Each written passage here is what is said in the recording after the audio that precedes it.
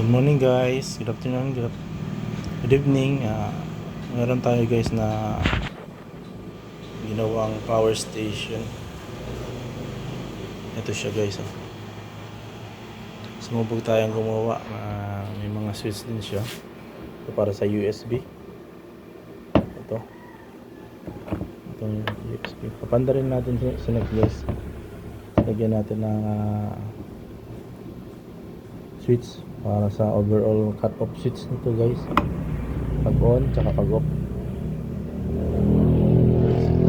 Ito Anderson na connection para sa battery para mas madaling ikabit. At buksan natin guys para makita natin yung ilalim. Para sa mga gustong sumubok nito guys, huwag kayong mag-alalang sumubok kung may nalalaman naman kayo sa electric. Ayan ang kanyang inverter sa ilalim. Sa lagyan din natin ng breaker para sa safety. Ayan guys. Kasi ito guys ay luma na, pero naputol siya. Bili tayo ng bago. Ito ang kanyang switch dapat